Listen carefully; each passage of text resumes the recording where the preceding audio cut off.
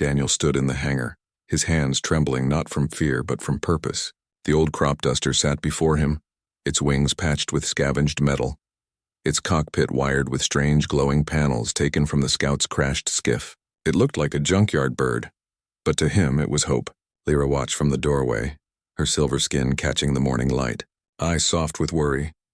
"You don't have to come," she said quietly. He wiped grease from his cheek with the back of his hand. "If you've got a dragon, you've got a pilot." Cal lay coiled near the plane's tail, no longer the size of a house cat but now as large as a bear, his scales shimmering like oil on water. He let out a low hum, a sound that made the air vibrate. It wasn't a growl, it was agreement. They launched at dawn. The plane rattled as it tore through the clouds, engines screaming under the weight of alien tech. Earth shrank below them, turning from green and blue into a marble of light. Lyra sat in the co-pilot seat, her fingers tracing symbols in the air that glowed faintly before fading. She was speaking to Kale in silence, sharing thoughts through the bond only they understood. The dreadnought hung in orbit like a black moon, smooth and endless, its surface swallowing starlight. It didn't move. It didn't need to. It was already winning. As they neared, alarms blared inside the cockpit. Red lights flashed. The ship's defenses had locked on. "Hold on," Daniel muttered, yanking the stick hard left. The plane banked, dodging a beam of dark energy that vaporized a chunk of space where they'd been seconds before. Lyra closed her eyes. Kale leapt from the cargo hold, his body expanding midair, wings of pure light unfurling. He roared, not with sound but with a pulse that bent space itself. The dreadnought shuddered. Inside the massive vessel, Lord Varys stood on the command deck, tall and sharp-featured, his robes woven from captured nebulae. He sneered as he watched the tiny human craft dance around his warship. "So the little princess brought her pet and her pet's pet," he said to no one. How quaint. But then something strange happened. From Earth below, a signal rose. Not military, not coded, not even digital. It was music.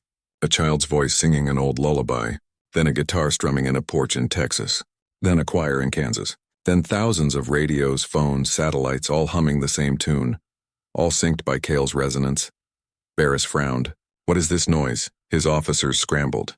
The ship's AI, designed to calculate battle strategies and energy yields, began glitching. It couldn't process emotion. It couldn't understand why humans would broadcast joy in the face of annihilation. Daniel grinned. He'd spent the night before recording every song he could find, hymns, rock ballads, nursery rhymes, and wired them into the plane's transmitter. Now he flipped the switch. The dreadnought's systems flickered. Lights dimmed. Shields wavered. Lyra opened her eyes. Now. She leapt from the plane, not falling but rising, her body glowing like a newborn star. Kale met her mid-orbit, curling around her like a living shield. Together they shot toward the dreadnought's core. Varys met her on the outer hull, stepping onto the void as if it were solid ground. His eyes burned with cold fire. "You shame our bloodline," he said, "hiding among insects." "They're not insects," Lyra replied. "They're kind. They took me in when I had nothing. They gave me a home." "Kindness is weakness," Varys spat. "No," she said, "it's strength you never understood." They clashed. Light met shadow. Memories of their childhood. Shared lessons, stolen fruit from palace gardens, promises under twin moons, flashed between strikes. But Varys had twisted those memories into weapons. Lyra fought not to destroy him but to remind him. Meanwhile, Daniel flew circles around the dreadnought, blasting music from every speaker he had. Beethoven mixed with country twang, a grandmother's voice reading a bedtime story mixed with a high school band's off-key rendition of Star-Spangled Banner. It was messy. It was human. And it was working. The dreadnought's AI overloaded, its weapons powered down, its gravity anchors failed. Kyle, sensing the shift, unleashed his true power. Not fire, not force, but harmony. A wave of pure resonance spread from his chest, touching every atom of the dreadnought. The ship didn't explode. It unraveled. Its pieces folded inward, collapsing into a silent implosion, vanishing like a sigh. Varys screamed as the void swallowed him, not in rage, but in sudden, terrible clarity. For the first time, he felt small. Lyra reached for him, but it was too late. She floated alone in the quiet dark, tears turning to ice crystals around her face. Then a shadow passed over her. The crop duster, battered but flying, circled back. Daniel opened the hatch. "Come on, kid," he called. "Let's go home." She smiled through the tears and climbed in. Kale followed, shrinking back to the size of a large dog curling up at her feet with a soft purr that warmed the cabin. Earth welcomed them with open skies. No one saw the battle. No one knew how close they came to being erased. But something had changed. Radios played stranger songs. People hugged longer. Neighbors shared meals without reason. Weeks later, Daniel sat on his porch fixing a lawnmower engine. Lyra ran a small bookstore in town, its shelves filled with stories of heroes, dragons, and faraway stars. Kale napped in the sun, his scales reflecting rainbows onto the sidewalk. Children left him treats, apples, shiny bottle caps, once a rubber duck. He accepted them all with a dignified blink. One evening, as the sky turned gold, Lyra joined Daniel on the porch. "They'll come back," she said softly. "The Concordat. They don't forget, maybe," he said, wiping his hands on a rag, "but they'll think twice now. They saw something they couldn't explain." "What's that? That even the smallest world can hold the biggest heart?" She leaned her head on his shoulder. For the first time since her world ended, she felt safe. Not because she was hidden, but because she was loved. Above them, the stars blinked. Not his eyes watching, but his friends waiting. And somewhere out there, a new story was beginning. But here, on this quiet patch of earth, there was peace. And that was enough.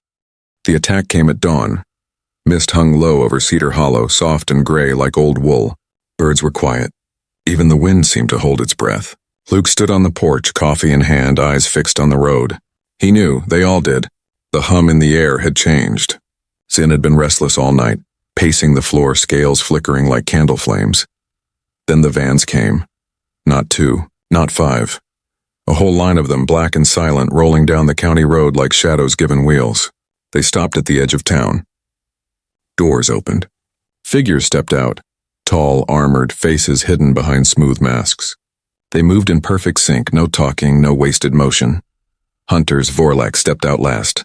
He wore no armor, just a long coat that shimmered like oil. His eyes scanned the town, cold and sharp. He raised a hand. His soldiers spread out, forming a half circle around Cedar Hollow. Luke went inside. "It's time," he said. Lyra was ready. She wore dark clothes, her silver hair braided tight. Zin sat on her shoulder, eyes glowing gold. Mia stood beside her, small but steady, holding a walkie-talkie Luke had given her. "You stay in the safe room," Luke told her. "But I can help," Mia said. "You will," he said, "by staying safe." "That's your job." She nodded, lips pressed tight. She hugged Lyra, then Zin, then Luke. "Be careful." Outside, Vorlak's voice boomed through a speaker. "Ilara Vera, come out. Surrender the Drake." "Spare these humans," Silence answered him. He smiled. "Burn the first house." A soldier raised a device. Blue fire gathered at its tip. But before it fired, a cowbell rang from the old mill. Then another from the church steeple. Then a dozen more all over town. The sound was chaotic, confusing. The syndicate soldiers turned, disoriented. That was the signal. From the woods, Carter fired his shotgun. Not at people, but at a rope strung between trees. A net of old tires and scrap metal dropped, tangling 3 hunters. From rooftops, the Miller boys launched paint-filled balloons. Thick red goo-splattered armor, blinding sensors. Betty turned on every sprinkler in her yard, flooding the street with water that shorted out scanners. Chaos bloomed. Vorlak snarled, "Find her! Tear this town apart." Meanwhile, Lyra moved like smoke. She darted between houses, Zin weaving illusions behind her. False trails, phantom figures, echoes of her voice. A syndicate scout chased a shimmering copy of her into the cornfield, only to trip over a hidden wire and fall into a pit lined with stink bombs Luke had made from rotten eggs and vinegar. Luke worked from the garage. He flipped switches on his sky mirror. Suddenly, the empty field behind the school lit up with fake heat signatures, dozens of them moving fast. Syndicate drones swarmed the area, wasting time on ghosts. But Vorlak was smarter. He ignored the tricks. He walked straight toward Luke's house, eyes locked on the porch. "You think noise and nonsense will save you," he called out. "I've crushed 100 worlds like this." Lyra stepped out from behind the oak tree. "Then this one will be your last," Vorlak turned. His smile vanished. "Princess," she held no weapon. Zin sat calmly on her shoulder. "You took my home, my family. You won't take this one. You're alone," he said. "No army, no fleet. Just a broken girl and a dying dragon." "I'm not alone," she said. As if on cue, lights flashed from every window in Cedar Hollow. Doors opened. Neighbors stepped out, farmers with pitchforks, shopkeepers with hammers, kids with slingshots. They didn't charge. They just stood. Together, Vorlak laughed. "You think this rabble scares me?" He raised his hand. Energy crackled around his fingers. Watch them burn. But before he could strike, Zin leapt from Lyra's shoulder. The little dragon soared into the air, wings wide. His body blazed with light, not fire, but pure sound. He opened his mouth and released the starborn cry. It wasn't loud. It was deep. Deeper than thunder, deeper than earth. It vibrated in bones, in metal, in the very air. Syndicate armor cracked. Masks shattered. Drones fell from the sky like dead birds. Vorlak stumbled, clutching his head. Blood trickling from his ears. His weapon fizzled out. The cry lasted only seconds. When it ended, silence returned, but it was a different silence. The silence of awe. Zin landed gently on Lyra's palm, exhausted but proud. Vorlak looked up, eyes wide with fear. The Drake. It's awake. Just then a new sound filled the sky. Not engines. Not weapons. Voices, hundreds of them. On every radio, every phone, every speaker in town, Luke's voice played on loop, a message he'd recorded the night before. "This is Luke Harris of Cedar Hollow. We are sheltering Alara Vera, heir of the Aelthari. The Cathar Syndicate attacked us without cause. They hunt a child. If they succeed, who's next? Your town, your family. We broadcast this to all free systems. Bear witness." Vorlak's face went pale. He tapped his earpiece frantically. Static answered. Then a new voice, cold official. "Cathar Vessel Alpha 7. This is the Free Systems Alliance. Cease hostilities immediately. You are under observation." His reinforcements were gone. His cover was blown. He glared at Lyra. "This isn't over. It is for you," she said. His soldiers, broken and confused, began to retreat. Vorlak backed away slowly, then turned and ran to his ship. It lifted off in a roar of smoke and vanished into the clouds. The town stood still for a long moment. Then someone clapped. Then another. Soon the whole street was cheering. Luke ran to Lyra. "You did it. We did it," she said, tears in her eyes. Mia burst from the house and threw her arms around them both. Zin purred, curling around their hands like a living bracelet. Neighbors gathered, laughing, crying, hugging. Betty brought out a fresh pie. Carter reloaded his shotgun. Just in case. The Miller boys high-fived each other, covered in red paint. But Lyra knew the fight wasn't truly over. The Syndicate would regroup. Others would come. The galaxy was vast, and not all of it was kind. Still, for now, Cedar Hollow was safe. That night, they built a bonfire in the center of town. Stories were told. Songs were sung. Mia roasted marshmallows for everyone, even Zin, who ate his with great dignity, tail curled neatly around his paws. Luke sat beside Lyra, staring into the flames. "What now?" she said. "We build something better." She looked at the faces around the fire, tired, brave, human. They had risked everything for a stranger. For a girl with silver hair and a dragon no one believed in. "They deserve to be safe," she said. "All of them," Luke nodded. "Then we make sure they are." And as the fire crackled and stars blinked overhead, Cedar Hollow became more than a hiding place. It became a promise. A light in the dark. The war wasn't over, but for the first time they were fighting it together. Days turned into a quiet war of waiting. Lyra trained in secret, deep in the woods behind Luke's house. Zin stayed close, his small body humming with energy that grew stronger each night. Under the cover of pine trees and moonlight, Lyra practiced the old ways. Movement smooth as water, breath steady as stone. She had no sword, so she used a fallen branch, carving it with a pocket knife until it felt right in her hands. Zin watched, eyes glowing, tail flicking in time with her steps. She remembered her mother's voice from long ago. "The Aelthari do not fight to destroy. We fight to protect what sings," and Cedar Hollow sang. It sang in Mia's laughter, in Luke's hammer on metal, in the creak of the porch swing at dusk. Lyra would not let silence take that song. Zin began to change. Not in size. He stayed small enough to fit in Mia's lap, but in presence. His scales shimmered with shifting colors like oil on water under starlight. When he breathed, the air around him bent slightly like heat off asphalt. One evening, he hovered above the ground and let out a soft cry. Light rippled from his wings, wrapping around Lyra like a cloak. For a moment she vanished. Not truly gone, just hidden like a shadow between breaths. "Illusion weave," she whispered, amazed. "You remember. Zin chirped proudly and landed on her shoulder. Meanwhile, Luke worked too.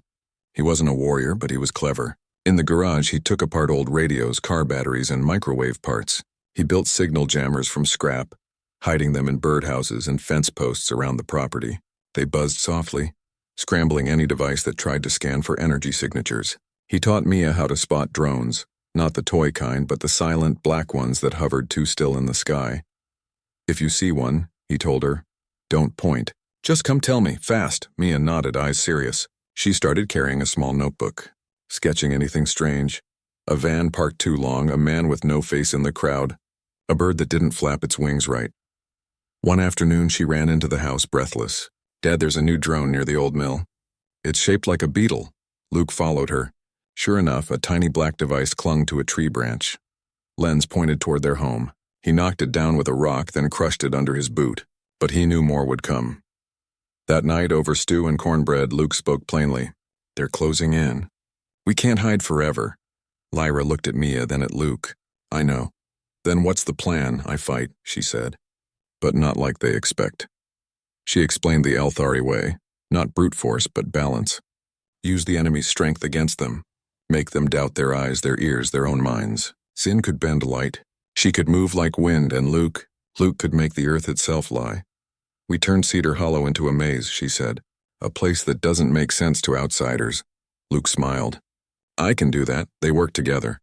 Luke strung wires through the trees, rigged motion sensors to old alarm clocks and buried speakers that played forest sounds in loops. Lyra marked safe paths with nearly invisible Elthari runes, glowing only to those who knew how to see them. Mia helped by planting false trails, dropping glitter near the creek, tying ribbons on wrong paths, even leaving fake footprints with Luke's boots. Zin practiced too. He learned to mimic bird calls, to puff his body to look larger, to vanish in plain sight. One day he startled Luke by appearing right in front of him, then dissolving into mist before reforming behind him. Show off, Luke muttered, but he was grinning. As the days passed, Lyra grew stronger. Her leg no longer ached, her hands no longer shook. And when she stood under the stars, she felt the old power stirring, not just in Zin, but in herself. The blood of queens ran quiet in her veins, but it was waking. Then came the scout. It happened at the edge of town near the feed store. Lyra had gone to buy flour. Luke insisted she stay hidden, but supplies were low and she refused to let fear starve them.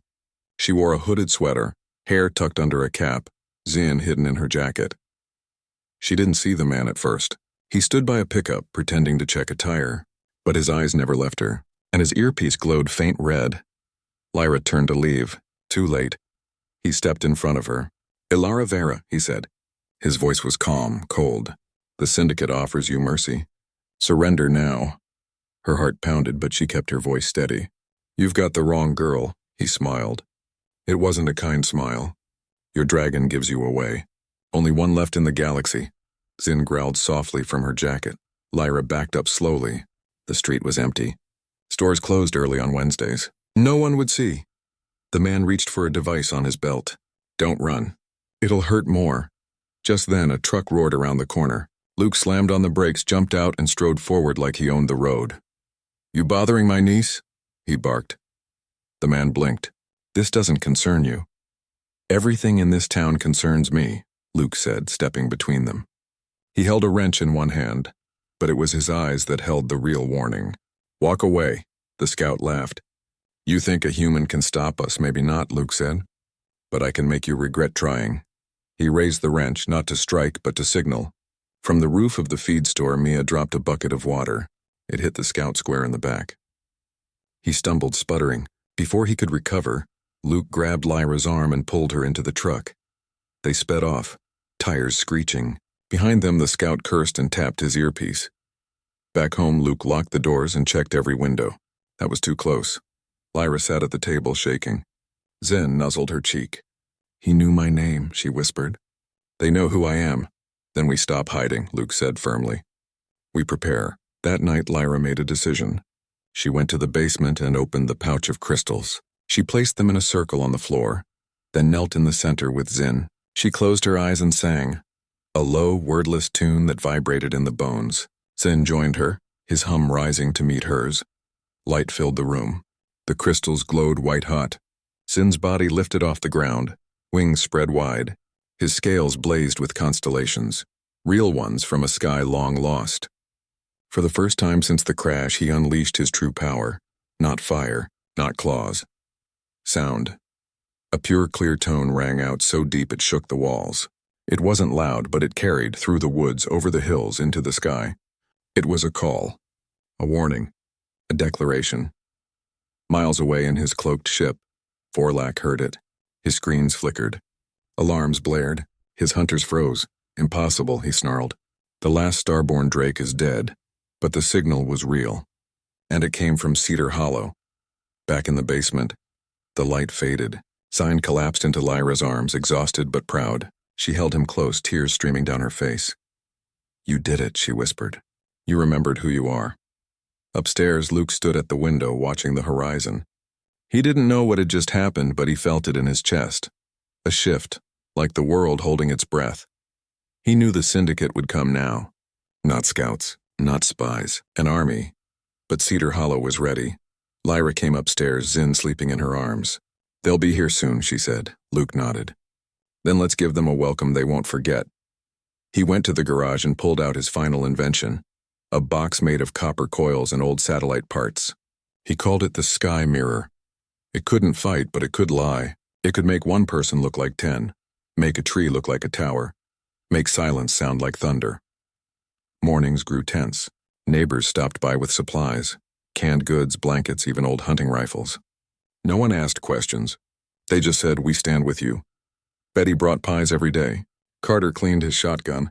The Miller boys strung tripwires through the woods, and Lyra trained harder. She ran the forest paths blindfolded, guided only by Zin's hum. She learned to move without sound, to strike without anger. She was no longer just a princess in hiding. She was a protector. One evening, as the sun set in streaks of orange and purple, Luke found her on the porch. "You're scared," he said. "Yes," she admitted, "but not for me, for you." "For Mia," he sat beside her. "We're scared too, but we've got something they don't." "What's that?" each other. Zin opened one eye and purred. Lyra leaned her head on Luke's shoulder. For the first time, she called him what she'd been feeling all along. "Dad," she whispered. He didn't answer. He just put his arm around her and watched the stars come out. Somewhere beyond the trees, engines rumbled in the dark. The storm was coming. But this time, Cedar Hollow would not break. Weeks passed in Cedar Hollow like slow breaths. The storm faded into memory, and life settled into a new rhythm. Lyra moved through the house like she belonged there, helping Luke fix the old pickup, teaching Mia how to fold paper stars, even learning to bake apple pie from a recipe card stained with cinnamon. Zin grew bolder too. He chased fireflies at dusk, napped on the porch swing, and once, when Mia skinned her knee, he licked the wound clean with a tongue that shimmered like liquid silver. The cut healed by morning. But peace in Cedar Hollow was thin like ice over deep water. Luke noticed things. The black van never left town. It parked in different spots near the gas station by the school field, once even down the road from their house. The men in dark suits never spoke to anyone. They just watched. Their devices beeped more often now, especially when Lyra walked outside. One evening, Luke found Lyra standing at the edge of the woods, staring into the trees. Zin sat beside her, scales dim, ears twitched forward like radar dishes. "You feel it too," Luke said. She didn't turn. "They're getting closer. Their scanners are stronger now. They've mapped the energy trail from my pod. Energy trail. When I crashed, I left a signal, like a heartbeat in the dark." "They can follow it," Luke frowned. "Can you stop it?" "Not without shutting down Zin," she said softly. "And he's still healing. If I silence him, he might not wake up." Luke looked at the little dragon. Zin blinked up at him, eyes full of trust. This creature had saved Mia's knee, warmed their laps on cold nights, and purred like a kitten when Lyra read stories aloud. He couldn't ask them to risk that. "Then we hide better," he said. They started small. Lyra stopped going into town. Luke bought extra groceries, claiming Mia was sick. He built a Faraday cage in the garage from old wire mesh and metal sheets, just enough to block signals. Lyra helped, her fingers moving fast over circuits Luke barely understood. "You're smarter than you let on," he said once. "On my world, every child learns to shield a signal before they learn to ride," she replied. Mornings became lessons in silence. Lyra taught Mia hand signs, Simple ones for danger, hide, stay quiet. Mia loved it like a game, but her eyes grew serious when Lyra showed her how to crawl under the floorboards to the hidden space Luke had built beneath the house. Just in case, he told her. Just in case, Mia echoed. Then came the day everything changed. It was Tuesday. Luke was at the diner fixing the jukebox. Mia was at school. Lyra stayed home, mending a tear in her coat with thread from Luke's sewing kit. Zin dozed on the windowsill, belly full of sun. The bell above the diner door jingled. Luke looked up from the wires in his hands. 2 men in dark suits walked in. No one else was there except Betty, the waitress, and old man Carter nursing coffee in the corner. The taller man approached the counter. "We're looking for someone," he said. His voice was flat like a machine. Betty wiped a glass. "Ain't seen many strangers round here." "A girl. Silver hair. Travels with a small animal." Betty's eyes flicked toward Luke. He kept his head down, but his fingers stilled. "Don't know her," Betty said. The man placed a small device on the counter. It pulsed with a soft red light. "This says otherwise." Before Betty could answer, Luke stood. "You boys lost," the men turned. Their eyes were cold, empty. Not human eyes, Lyra would later say. Hollow. "We're searching for a fugitive," the shorter one said. "Dangerous. Stolen tech. Possibly armed. This is Cedar Hollow," Luke said evenly. "We don't get fugitives. Just farmers and fixers." The taller man stepped closer. "We heard she's staying with a mechanic. Widower. Has a daughter." Luke's blood went cold. "They knew." He forced a laugh. "Lots of widowers around here. Try the next county." The device on the counter beeped faster. Red light turned orange. The men exchanged a look. "She's close," the tall one said. Luke didn't wait. He grabbed the wrench from his belt and slammed it down on the jukebox. Sparks flew. The lights flickered. In the sudden chaos, he bolted for the back door.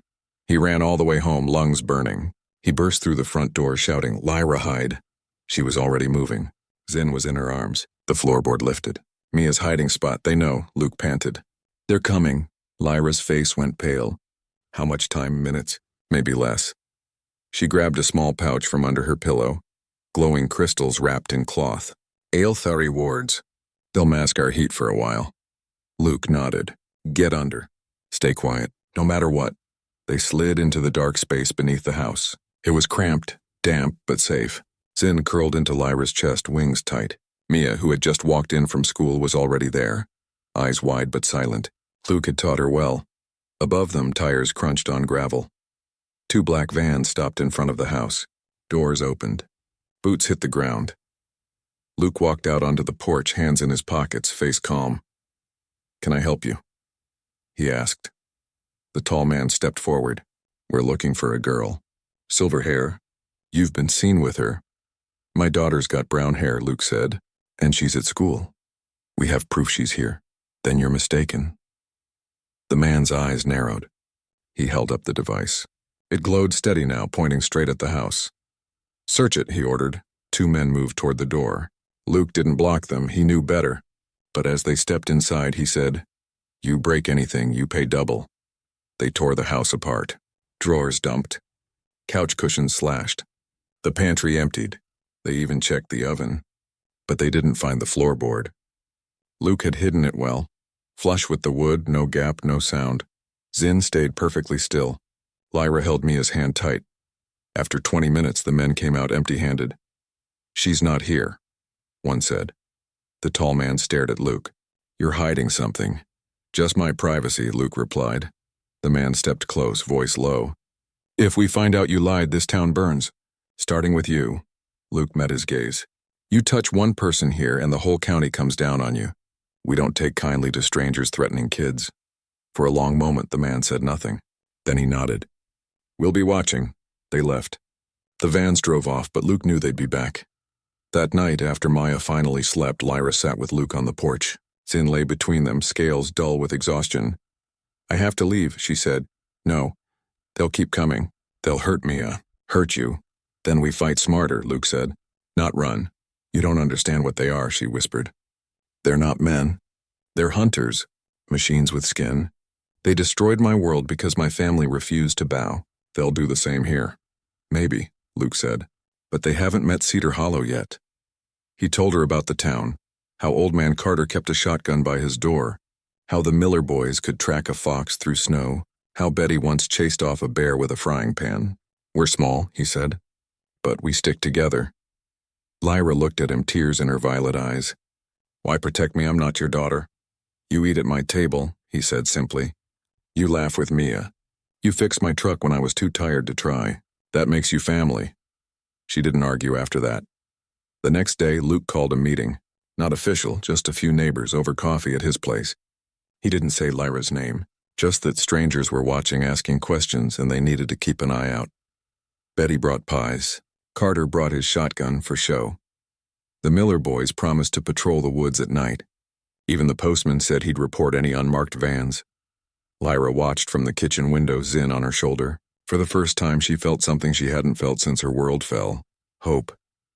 But that night, Zin woke her. He was glowing again, not blue, but deep gold. His body trembled. He made a sound like wind through crystal. Lyra followed him outside. Under the full moon, Zin rose into the air just a few inches and let out a soft hum. The stars above seemed to brighten in response. Light swirled around him, forming shapes, wings, claws, a crown. "Starborn," she whispered. "You're waking up." Zin landed gently on her palm. His eyes held ancient knowledge. He wasn't just a pet. He was a guardian, the last of his kind. And he was ready. Meanwhile, miles away, in a cloaked ship hovering above the county line, Forlac, the syndicate commander, watched a screen flicker to life. A new signal pulsed brighter than before. "Found you, little princess," he growled. Back in Cedar Hollow, Lyra knew time was running out. But this time she wasn't alone. She had a father who stood his ground, a sister who shared her secrets, and a dragon who remembered the stars. And that, she thought, might be enough. On a stormy night in Cedar Hollow, the sky split open with a violet flash. Thunder rolled like distant drums, and rain hammered the rooftops hard enough to wake the dead. Luke Harris sat at his kitchen table, sipping cold coffee and watching the storm through the window. His hands were rough from years of fixing engines, his face lined with quiet worry. His daughter Mia slept soundly upstairs, wrapped in her dinosaur blanket, unaware of the chaos outside. He had lost his wife 2 winters ago. Since then, it had just been him and Mia, holding each other together in their small wooden house at the edge of town. He worked as a mechanic, fixing old trucks and farm equipment for neighbors who paid in jars of jam or promises to help with firewood. Life was simple, quiet, and safe. Or so he thought. The violet streak cut across the sky again, brighter this time, leaving a trail like a dying star. It wasn't lightning. It moved too fast, too straight. Then came the sound, a deep tearing roar that shook the windows in their frames. Luke stood up fast, knocking over his coffee cup. It spilled across the table, but he didn't care. Something had crashed in the whispering pines, the thick forest that bordered his property. He grabbed his raincoat, boots, and a heavy flashlight. He checked on Mia first. She was still asleep, breathing slow and steady. He kissed her forehead, whispered, "Be right back," and stepped into the storm. The wind howled through the trees as he trudged down the muddy path. Branches snapped overhead. Puddles swallowed his boots up to the ankles. The forest smelled of wet earth and pine. After 10 minutes of walking, he saw it. A crater in the ground, smoking faintly despite the rain. The trees around it were bent outward as if pushed by an invisible hand. In the center of the crater lay not metal, not fire, but a figure. A girl. She was small, maybe 16, with silver white hair plastered to her face by the rain. Her clothes were strange, smooth, dark fabric that shimmered like oil on water. She lay curled on her side, shivering. Beside her, something moved. A creature no bigger than a house cat, covered in iridescent scales that glowed faintly blue. It had wings like a bat, eyes like molten gold, and a thin trail of smoke curling from its nostrils. It hissed weakly when Luke approached, but didn't move to attack. The girl stirred. Her eyes opened, huge, violet, and filled with fear. She tried to speak, but her voice cracked. No, don't. They're coming." Luke knelt, careful not to startle her. "Hey," he said softly. "It's okay. You're safe now." She blinked at him, confused. "You two speak common tongue?" "I speak English," he said. "Are you hurt?" She looked down at her leg. Blood mixed with rainwater, dark and slick. The creature beside her whimpered and nuzzled her hand. She stroked its head gently. "Zin." "Stay still," she whispered. Luke didn't understand the name, but he understood pain. "I'm Luke," he said. "I live just down the hill." "You need help." She hesitated, eyes darting to the sky. They'll track the signal. They'll find me. Who will? She didn't answer. Instead, she tried to stand, but her leg gave out. Luke caught her before she fell. She was lighter than he expected, almost fragile. The little dragon, Zin, let out a soft chirp and climbed onto her shoulder, wings tucked tight. "Come on," Luke said, "before you freeze out here." He carried her through the storm, careful not to jostle her injured leg. She clung to him, trembling, her breath shallow. Zin watched him with sharp, intelligent eyes, tail coiled around her neck like a scarf. Back at the house, Luke laid her on the couch. He lit the wood stove to warm the room and fetched clean towels, antiseptic, and bandages from the bathroom. Mia stirred upstairs but didn't wake. The girl watched him silently as he cleaned her wound. It was deep but not life-threatening. "You're lucky," he said. "Could have been worse." "Luck has nothing to do with it," she murmured. "I was supposed to die out there." "Well, you didn't," he said simply. "So let's keep it that way." He boiled water for tea and wrapped her in a thick blanket. Zin curled up on her lap, still glowing faintly. The creature's scales pulsed with light in time with its breathing. "What's your name?" Luke asked. "Lyra," she said after a pause. "Just Lyra." She nodded. Just Lyra, he didn't push. He'd learned long ago that some stories take time to tell. Later, as the storm eased, Lyra fell into a fitful sleep. Luke sat in the armchair watching her. Something about her didn't add up. The clothes, the dragon, the way she spoke. Like she'd read old books but never seen a toaster. And that crash. It wasn't a plane. Planes didn't leave craters that smelled like ozone and burnt sugar. Zin lifted its head and looked at Luke. For a moment their eyes met. The dragon didn't blink. It seemed to be studying him, weighing him. Then slowly, it gave a soft purr and rested its chin on Lyra's knee. Luke smiled faintly. "You're welcome too, little guy." The next morning, sunlight broke through the clouds. Birds sang in the trees. Mia came downstairs in her pajamas, rubbing her eyes. She stopped short when she saw Lyra on the couch. "Who's that?" she whispered. "Her name's Lyra," Luke said. "She got hurt in the storm. She's staying with us for a bit." Mia crept closer. Zin opened one eye and tilted its head. Mia gasped. "Is that a dragon?" Lyra stirred awake. She looked at Mia, then at Luke, then back at the girl. Something softened in her expression. "Yes," she said quietly. "His name is Zin," Mia beamed. "Can I pet him?" Lyra glanced at Zin. The dragon gave a slow blink, the Elthari sign of trust. "Go ahead," Lyra said. Mia reached out carefully. Zin leaned into her touch, purring like a kitten. For the first time since the crash, Lyra smiled. Over the next few days, Lyra healed. She ate Luke's pancakes, helped Mia with her math homework, and learned how to use a washing machine. She watched TV with wide-eyed wonder, especially cartoons. Zin followed her everywhere, sometimes perching on the fridge, sometimes napping in sunbeams on the floor. Luke noticed things. Lyra never used her left hand much. It trembled slightly, as if damaged. She flinched at sudden noises. And at night she stood by the window, staring at the stars, her face unreadable. One evening, while fixing a lawnmower in the garage, Luke found her watching him. "You're good with machines," she said. "Just practice," he replied. "You pick it up when you've got no one else to call." She was quiet for a moment. "On my world, we had machines that thought for themselves, ships that sailed between stars, but none of it could fix what really mattered." "What's that?" "People," she said softly. "When they break." Luke wiped grease from his hands. "Yeah, that's the hardest part." She looked at him then, not as a stranger, but as someone who understood loss. "Why did you help me?" she asked. "You didn't know me. I could have been dangerous," he thought about it. "Because you were alone and hurt, and you had someone to protect." He nodded at Zin, who was dozing on a toolbox. "That's enough reason." Lyra's eyes glistened. She turned away quickly.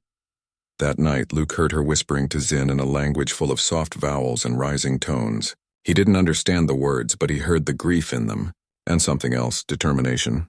Days turned into a week. Lyra grew stronger. She helped Luke in the garage, surprising him with how quickly she learned. She could diagnose engine trouble by sound alone. Maya taught her how to braid hair.